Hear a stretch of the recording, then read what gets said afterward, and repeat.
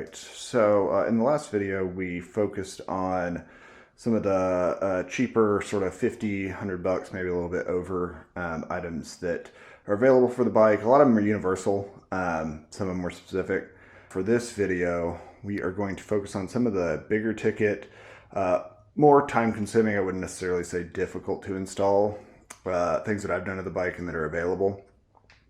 And also I missed a couple, one or two of the cheaper items, I missed them, so I'll go over those as well. But this will mostly focus on things that are kind of more in the 150 and above sort of range. So we'll get right to it.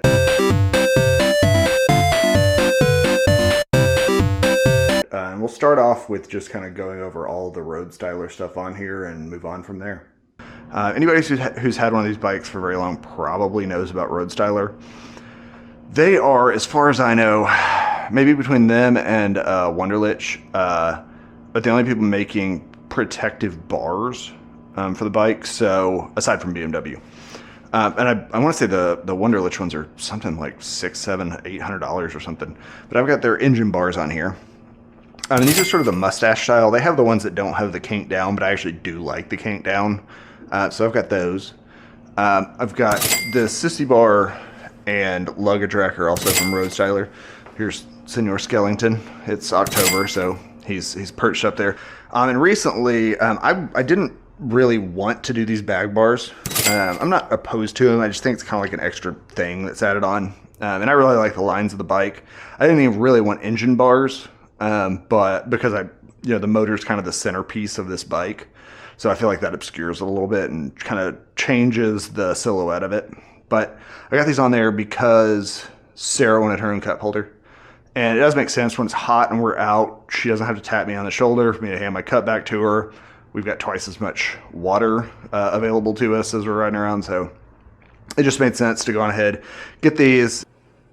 All right, so next I'll go ahead and stay up top of the bike here. So we have the Healy Bars Tour Commander. I believe it may have changed. I think I've had these on here for about a year at this point. It may have changed now, but back when I got them, I believe they were the only aftermarket handlebars being made for the R18B and R18 Transcontinental.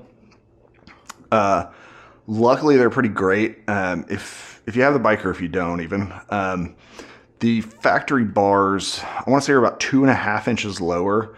And oh, actually, here they are right here. Forgot I left them out here.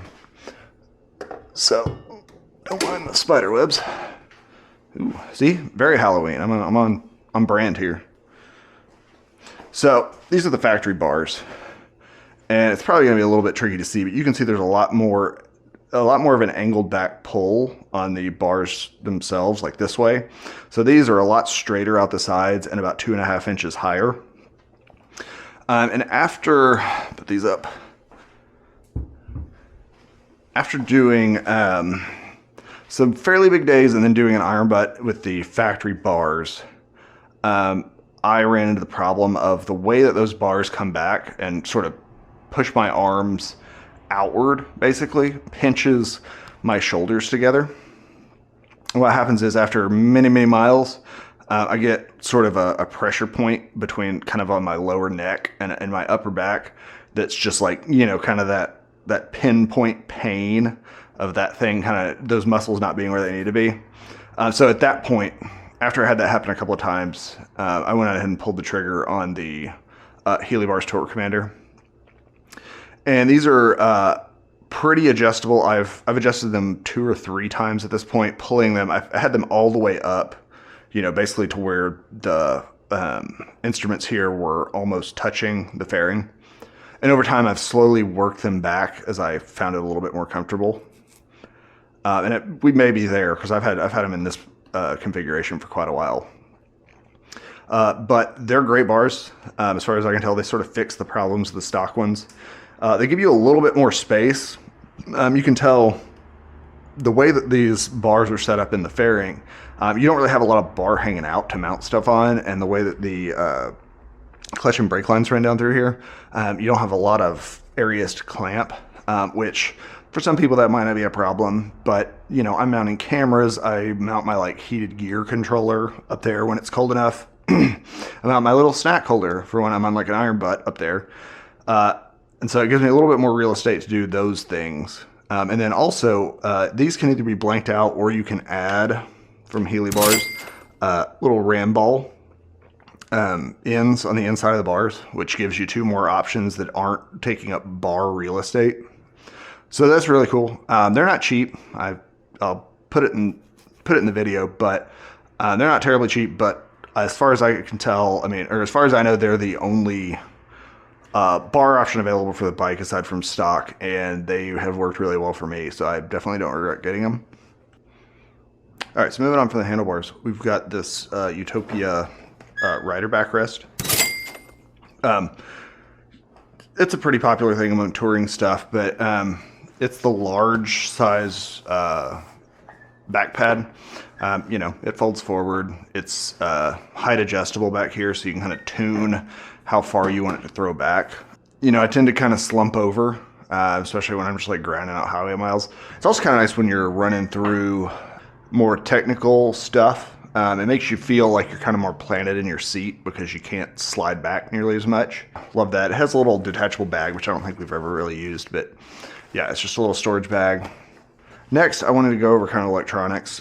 These aren't going to be specific to this bike, but this is the BT Moto Brentune tuner for the bike. So it's, now again, as far as I'm aware, Brentune is the only company making an aftermarket tune for this bike. Pull basically whatever version of the software is off onto this device, plug it in your computer, email it to the Brentune people. They take a look at it and they basically send you back their tune for your bike. I got this for a few reasons. First of all, this bike, I believe it was the first bike, could be wrong there, from BMW that was made with Euro 5 standards in mind. So that's emissions, fuel efficiency standards, sound, I think even too. So it runs really hot and lean from the factory. I'm sure that's fine, you know, 90% of the time. I know when I first got the bike, I did have some issues with some heat warnings if I was doing a lot of idling and a lot of stop and go. Once I put this tune on there, that completely cleaned up. I've not had a problem with it since. Coupled with, you can't really see it, but I also put, this has exhaust flaps.